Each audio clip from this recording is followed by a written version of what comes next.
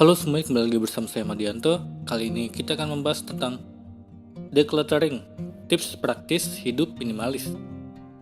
Gagasan hidup dengan gaya simpel sedang naik daun di tengah masyarakat. Namun begitu, decluttering atau mengurangi barang yang tidak diperlukan lagi seringkali masih sulit dilakukan. Apalagi dengan gagasan, siapa tahu nanti barang ini diperlukan lagi. Padahal aktivitas decluttering barang di rumah akan membawa manfaat yang sangat banyak. Bukan hanya berpengaruh pada ruang rumah, namun juga kualitas hidup kamu. Apa saja keuntungan decluttering? Ada banyak keuntungan dari memiliki sedikit barang. Awalnya memang terasa sulit dilakukan. Namun ketika sudah dilakukan, ada banyak dampak positif yang terasa nyata. Seperti yang pertama, lebih sedikit yang dibersihkan. Membersihkan rumah mungkin salah satu aktivitas yang paling melelahkan, apalagi ditambah membersihkan barang yang sudah tidak terpakai. Tentunya hal ini akan membuat aktivitas membersihkan rumah semakin melelahkan. Kedua, lebih mudah mengorganisir. Kamu akan lebih mudah menemukan barang. Tidak akan ada lagi masalah barang hilang di dalam rumah. Tidak hanya itu, kamu juga dapat benar-benar menikmati ruang di dalam rumah tanpa harus memindahkan barang-barang yang mungkin menghalangi ruang. Ketiga, mengurangi stres. Melihat keadaan rumah yang berantakan tentunya akan membuat kita merasa tidak nyaman. Bukankah lebih baik melihat rumah yang rapi dan kita nyaman di dalamnya? Keempat, mengurangi pengeluaran. Decluttering memacu kita untuk berpikir dua kali ketika ingin membeli sesuatu. Apakah barang ini diperlukan? Pertanyaan tersebut tentunya akan membuat kamu lebih berhemat dan menyimpan pengeluaran untuk barang-barang yang tidak diperlukan. Kelima, lebih banyak energi untuk hal yang kamu sukai. Dengan rumah yang bersih, pengeluaran yang lebih sedikit, hati yang lebih damai tentunya akan membuat kamu lebih berfokus pada hal yang kamu sukai. Pada akhirnya, kamu akan merasa lebih bahagia. Jadi sekarang kita sudah paham manfaat dari decluttering. Lalu bagaimana cara memulainya? Berikut ini tips praktis decluttering yang bisa kamu lakukan. Yang pertama, mengurangi satu barang setiap harinya. Mulailah mengurangi satu barang per hari. Dalam 1 tahun, kamu akan mengurangi 365 barang dari rumah kamu. Kamu juga dapat menambah kuantitas dengan mengurangi 2-3 barang per hari secara perlahan. Kedua, donasi pakaian yang tidak terpakai. Cobalah untuk menggantung pakaian kamu pada gantungan dan pisahkan pakaian setelah kamu pakai. Setelah beberapa minggu, coba perhatikan pakaian yang masih tersisa pada gantungan yang belum terpakai. Pakaian tersebut dapat kamu donasikan pada yang lebih membutuhkan. Ketiga, membuat checklist decluttering. Decluttering dapat menjadi lebih mudah ketika kamu memiliki gambaran barang-barang apa saja yang sebaiknya tidak perlu disimpan. Barang-barang berikut bisa jadi pertimbangan, seperti majalah atau koran, DVD, baterai bekas, mainan, peralatan masak, plastik bekas, alat make up, dan masih banyak lagi. Keempat, mengambil gambar sebelum dan sesudah. Pada salah satu bagian dalam rumah kamu, misalnya dapur, ambil gambar sebelum dan sesudah kamu decluttering barang pada dapur. Ketika kamu melihat perbandingan ruang dapur yang lebih rapi, tentunya akan membuat kamu lebih semangat decluttering bagian rumah yang lain. Kelima, gunakan metode 4 kotak. Siapkan 4 kotak untuk sampah, donasi, simpan, atau pindahkan. Mulai dari satu ruang di rumah kamu dan masukkan barang-barang pada 4 kotak tersebut. Jangan lewatkan satu barang pun. Meski kelihatannya sepele, metode ini mungkin membutuhkan waktu berminggu-minggu, namun hal ini akan membantu kamu menyadari barang apa saja yang benar-benar ingin kamu simpan. Tips menghindari menimbun barang di rumah. Apakah kalian pernah sadar saat rumah kita penuh dengan tumpukan barang yang tidak terpakai, atau ketika kita beres-beres lemari kita menemukan baju yang labelnya bahkan masih terpasang? Terkadang kita tidak punya banyak waktu untuk beres-beres atau memilih tumpukan barang yang ada, atau membereskan tumpukan barang yang pada dasarnya itu semua sudah lama tidak kita pakai. Bukan hanya membuat rumah berantakan, tumpukan barang bisa menjadi sarang nyamuk dan debu yang dapat merugikan kesehatan keluarga kita. Untuk menghindarinya, ikuti tips-tips berikut ini agar kita dapat merapikan barang dan tidak menimbun barang itu di rumah. Yang pertama, jika ada barang yang tidak terpakai, lebih baik dibuang.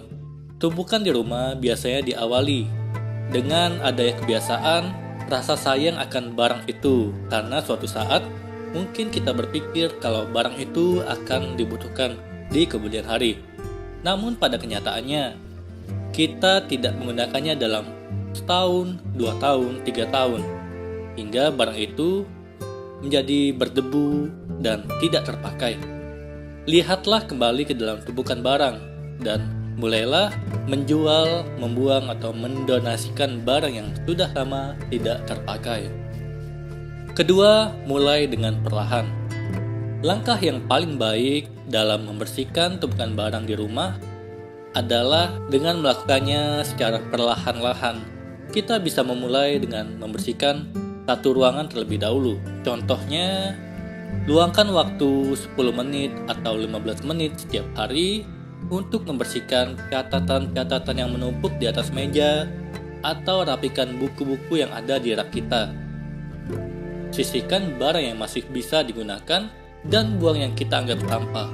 Ketiga, masukkan itu semua di dalam kotak atau kardus.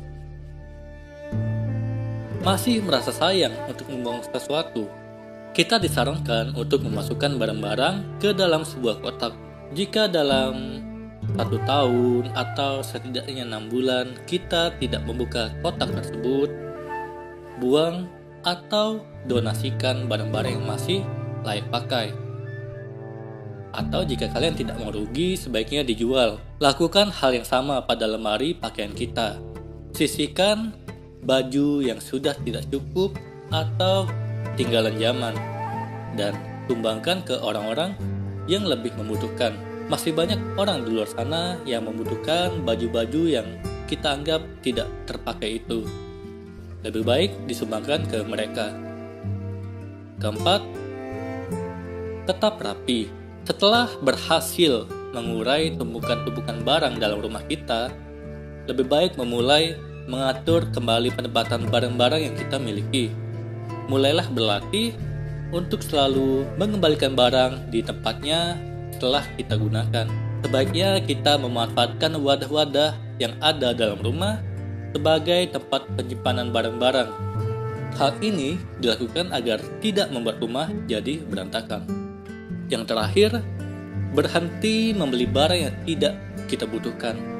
Seringkali adanya diskon dan harga murah menggoda kita untuk selalu berbelanja lebih banyak dari kebutuhan kita.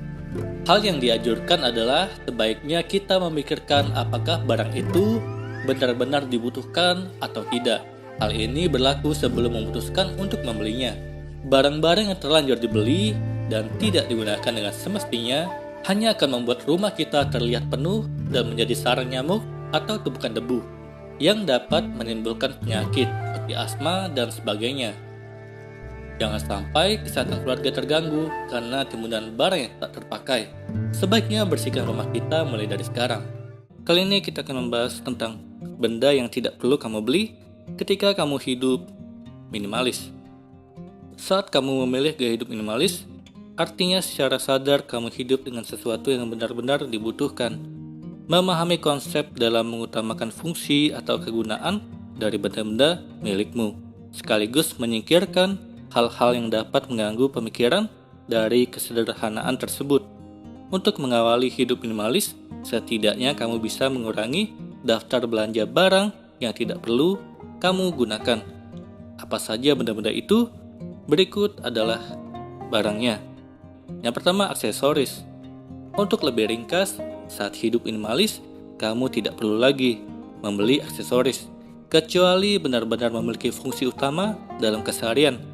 Contoh aksesoris yang lebih baik tidak kamu beli atau kamu kurangi adalah aksesoris pakaian seperti topi, sabuk, pin, dan lain-lain. Aksesoris peralatan rumah, aksesoris kendaraan, dan masih banyak lagi. Kedua, souvenir. Benda kenangan atau hadiah kecil usai dari suatu acara Dan oleh-oleh yaitu souvenir, keberadaannya yang hanya berfungsi sebagai kenangan tidaklah bermanfaat, kecuali kamu sangat menyukainya atau memiliki kegunaan besar terhadap kebutuhanmu. Souvenir menjadi salah satu daftar benda yang wajib kamu kurangi di rumahmu saat kamu mulai gaya hidup minimalis. Mayoritas souvenir hanya menjadi hiasan belaka. Daripada memenuhi rumah dengan hiasan, menggantinya dengan 1 atau 2 tanaman mungkin lebih baik. Hidup minimalis artinya kamu siap melepaskan benda-benda kenangan itu untuk mengutamakan benda yang lebih berguna. Ketiga, benda sekali pakai. Hidup minimalis sebaiknya kamu lebih selektif dalam memilih barang yang akan dibeli. Lebih baik membeli benda yang dapat bertahan lama dan berfungsi dengan baik daripada benda yang menonjolkan sisi cantiknya saja, tetapi sekali pakai. Misalnya sikat gigi yang beli lagi setiap 3 bulan sekali dapat diganti dengan sikat gigi elektrik yang lebih tahan lama. Keempat, benda berlipat ganda. Menurut pengertian minimalis yang menekankan kesederhanaan, tentu lebih baik memiliki satu benda yang saat itu memang dibutuhkan, kemudian membeli lagi ketika sudah habis. Bagaimanapun ketika kamu pergi belanja, hormon yang meningkatkan perasaan senang akan muncul. Benda-benda yang seringkali ditakutkan akan kehabisan sehingga membeli cadangannya ialah sabun, sampo, juga cairan pembersih. Bahkan tidak jarang, kosmetik dibeli double untuk cadangan bagi wanita.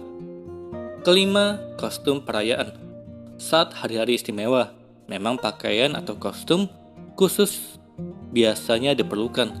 Namun, pernahkah kamu berpikir bahwa kostum tersebut hanya 1 kali pakai dan sekarang menghabiskan ruang pakaianmu saja? Ini dia yang menghalangi hidup minimalis, yaitu perasaan ingin mengenang dan memiliki. Ada cara lain agar kamu bisa tetap memakai kostum khusus saat perayaan. Apabila suatu ketika kamu membutuhkan kostum khusus, kamu bisa saja menyewanya. Kemudian jika ingin mengenangnya, tinggal mengabadikannya dalam sebuah foto. Keenam, sofa besar. Sofa biasanya menjadi penentu sebuah rumah benar-benar disebut rumah. Namun tidak untuk gaya hidup minimalis. Sofa atau kursi panjang dan besar tidak perlu merepotkanmu lagi. Dengan lebih sederhana, kamu hanya perlu 1-3 saja. Sofa kecil ukuran untuk 1 orang. Lebih ringkas lagi, kamu bisa membeli kursi atau meja yang bisa dilipat atau foldable. Bahkan mereka yang sangat minimalis memilih untuk lesehan daripada menggunakan kursi. Kali ini kamu tidak perlu se-ekstrem itu untuk membeli perlahan, tapi pasti saja. Hidup minimalis bukan gaya hidup yang memaksa dan menyulitkan. Baiknya minimalis adalah gaya hidup yang menyederhanakan dan memudahkan. Ketujuh, buku dan majalah. Selanjutnya adalah buku dan majalah. Cobalah berhenti membeli buku atau berlangganan majalah yang tidak benar-benar dibutuhkan atau disukai. Sayang sekali jika setelah kamu baca hanya tertumpuk tanpa dibuka kembali. Mari lebih selektif dalam membeli buku. Jika kamu ingin membeli buku, sekarang tidak hanya buku cetak, melainkan tersedia pula versi buku elektronik atau e-book. Selain hemat ruang, kamu juga hemat dalam keuangan karena biasanya versi e-book lebih murah dari buku cetak. Kedelapan, hadiah berupa barang. Dengan hidup minimalis, kamu sendiri akan kewalahan jika seseorang memberimu kado berupa barang. Sebaliknya, kamu akan berpikir 2 kali sebelum membeli hadiah benda kepada seseorang. Pasalnya, beberapa hadiah tersebut hanya berfungsi sebagai hiasan semata. Solusinya kamu dapat memberi hadiah yang bermanfaat, misalnya berupa pengalaman.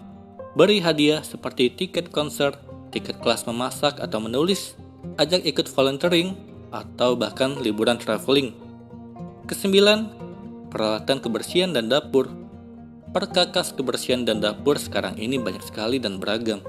Dibuat alat baru dengan fungsinya masing-masing. Keinginan memiliki selalu muncul dengan alasan memudahkannya.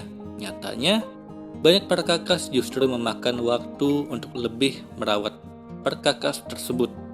Bagaimana jika kamu kembali ke mode awal? Cukup membeli 1 atau 2 benda yang dapat berfungsi secara keseluruhan.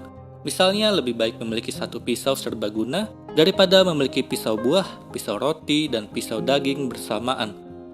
Termasuk cairan pembersih, seperti hanya memiliki soda kue sebagai bahan pembersih daripada membeli berbagai bahan kimia. Ke-10, mainan. Benda terakhir adalah mainan. berukuran mini sampai besar sekali yang fungsinya untuk dimainkan. Jika di rumah ada anak-anak, 5-10 mainan mungkin saja sudah cukup untuk dimiliki. Sekarang, membuat anak senang tidak hanya lewat mainan. Ajak saja anak melakukan aktivitas yang lebih mengedukasi dan menyenangkan. Itu dia 10 benda yang tidak perlu kamu miliki atau beli ketika hidup dengan gaya hidup minimalis. Semoga sukses dengan rencana hidup minimalismu. Kali ini kita akan membahas tentang tak perlu membeli dan memiliki segalanya. Saat ini kita bisa mengakses segala informasi di dunia, terutama tentang barang apa saja yang sedang populer saat ini. Mulai dari mobil mewah yang berharga miliaran rupiah, jam tangan super mewah yang harganya bahkan setara mobil mewah tersebut, pakaian brand terkenal yang mahal, dan benda-benda lain yang semuanya dapat dibeli ketika kita mampu membelinya. Namun pertanyaannya, apakah semua itu perlu untuk dibeli? Kadang kita sendiri tak dapat membedakan mana yang keperluan, mana yang keinginan. Kita merasa barang-barang tersebut perlu untuk dibeli, padahal setelah dimiliki pun, kita tidak memakainya setiap hari. Terkadang bahkan kita sampai lupa bahwa kita memiliki benda tersebut. Paling parahnya lagi adalah kita membeli benda-benda mewah tersebut karena gengsi, ingin dicap hebat oleh orang lain. Padahal orang lain tersebut pun tidak terlalu peduli dengan kehidupan kita, apalagi dengan barang yang kita miliki. Lalu, kembali lagi saya bertanya, untuk apa kita membeli barang tersebut? Bagi kalangan kelas atas, menurut saya hal itu masih wajar, karena membeli barang tersebut mungkin tidak terlalu mempengaruhi keuangan mereka. Namun sangat disayangkan bagi kalangan menengah ke bawah untuk rela berhutang ratusan juta hingga miliaran rupiah demi mendapatkan benda-benda mewah tersebut, hingga akhirnya terlilit hutang kredit yang besar demi gengsi yang tak seberapa. Hutang yang besar itu memakan waktu 10 hingga 20 tahun hidup mereka, dengan harapan mereka tak mati dalam 20 tahun itu dan selalu sehat. Namun jika sakit dan kemungkinan terburuk adalah meninggal dunia, cobalah prediksi apa yang akan menerpa keluarganya. Mereka akan dililit hutang dan dikejar penagih hutang setiap harinya, dan itu akan menjadi mimpi buruk keluarganya. Semoga itu hanya contoh saja dan tidak terjadi di dunia nyata. Bukan hanya barang mewah, cobalah perhatikan di sekeliling ruangan di rumah kita. Seberantakan apakah ruangan tersebut? Apakah ada banyak barang tak penting yang menumpuk? Jika iya, mungkin kamu perlu melakukan decluttering barang, atau setidaknya merapikan barang tersebut. Mungkin kita tak sadar setelah membeli barang yang tak perlu tadi, atau istilah lainnya kita hanya lapar mata saja. Lapar mata inilah yang menurut saya tidak diperlukan dalam hidup kita. Pamer sesuatu ke orang yang bahkan tidak peduli dengan kehidupan kita. Kalau diperhatikan dalam kehidupan sosial manusia, ada satu hal aneh yang terlihat jelas dalam banyak orang di sekeliling kita. Budaya pamer ke orang-orang, baik yang mereka kenal sampai ke orang asing sekalipun. Terkadang kita bahkan rela menghabiskan ratusan juta rupiah untuk membeli mobil keluaran terbaru atau barang mewah lainnya demi membuat kesan hebat kepada orang-orang sekitar kita. Meskipun bisa saja orang-orang tersebut tidak peduli dengan diri kita. Apalagi barang mewah yang kita beli tadi. Seperti yang sudah saya katakan, sosial media juga telah mendorong kita untuk selalu memamerkan apa saja yang ada dalam kehidupan kita. Mulai dari kehidupan keluarga, percintaan, persahabatan, kesuksesan, pendidikan, perjalanan keluar kota atau luar negeri, dan barang-barang mewah apa saja yang kita miliki. Anehnya, seperti dalam sosial media saya, tidak lebih dari 5% orang yang ada di sosial media saya mengenal saya secara dekat. Dan tentu saja mereka tidak terlalu peduli dengan kehidupan saya atau barang-barang yang dibeli. Saya pun tidak mengelak fakta bahwa saya juga masih sering memposting kehidupan saya ke sosial media. Saya kadang merasakan perasaan senang yang aneh ketika mendapatkan ratusan hingga ribuan likes di Instagram. Tetapi lambat laun saya tersadar bahwa semua itu tidaklah terlalu penting-penting amat. Budaya pamer atau menjaga citra diri yang hebat dengan membeli barang-barang mahal atau barang yang tidak kita perlukan dalam hidup harus perlahan-lahan kita kurangi. Mungkin ada sedikit pengecualian untuk orang-orang tertentu seperti para selebriti yang ada di dunia. Mereka hidup dari perhatian orang lain. Ketika perhatian orang lain tersebut mulai redup, mereka perlu meningkatkan perhatian mereka seperti membeli mobil super mewah atau mengoleksi hal-hal mahal lainnya agar dapat disorot media massa dan meningkatkan jumlah pekerjaan mereka sebagai selebriti. Nah, tapi orang biasa, apakah harus mengikuti hal ini? Apa untungnya bagi kita? Kalau tidak ada, jangan kita ambil pusing untuk beli barang mewah yang untuk membayarnya saja harus menyicil puluhan bulan atau tahun. Hidup bukan untuk pamer ke orang lain dan menyusahkan diri kita sendiri.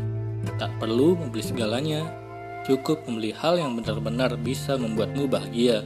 Atau beli saja barang yang kamu butuhkan, bukan keinginan kamu yang hanya bersifat sementara. Semoga ini bermanfaat. Sekian dan terima kasih.